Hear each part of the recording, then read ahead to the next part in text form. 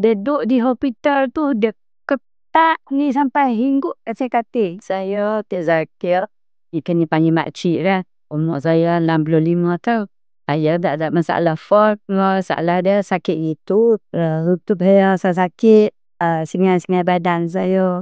Itu saya tak boleh nak bergerak tu. Susah nak jalan lah. Sakit paha. Sakit tu kadang-kadang dia disisahkan dengan muda. Itu bila berjalan dia sakit lah. Tapi kalau nak berjalan di mana terpaksa kena pintir lah. Bila saya sakit, banyak benda saya tak boleh buat. Tak boleh saksi berdunia dengan orang. Film ngaji tak boleh. Nak tidur dengan orang tak boleh. Semua tak boleh.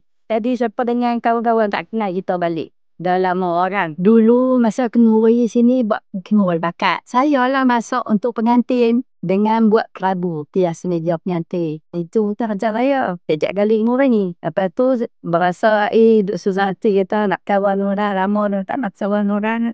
Banyak tahun dah saya duduk rumah. Belum TKP lagi. Duk keluar masuk hospital. Mula-mula saya jadi masuk hospital betul.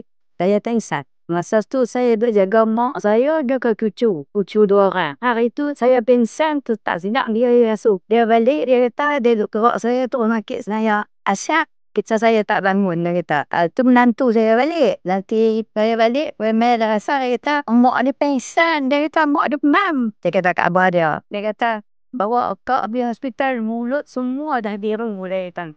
Start pada tu lah. Saya jadi support dengan doktor kata jadi stroke kecil. Dia kata pasal tu sampai lah ni saya berjalan tak apa nak boleh. Masa saya duduk hospital dekat sebulan ni duduk hospital. Doktor ajak berjalan lain. Dia duduk di hospital tu dia ketak ni sampai hinggut atas katil. Dia jadi lemah lutut. Nak diri tak boleh. Saya ada kawan saya beritahu. Lepas tu saya tu yang saya try tu. Nah, saya bagi dia cuba tengok pula. Saya makan. Alhamdulillah lah saya guna ubat ni. Bolehlah dapat macam biasa. Boleh lah saya pergi berkawan dengan kawan-kawan yang saya makin kuat. Boleh naik tangga dan turun tangga. Itu orang yang ada masalah macam saya. Sakit lutut.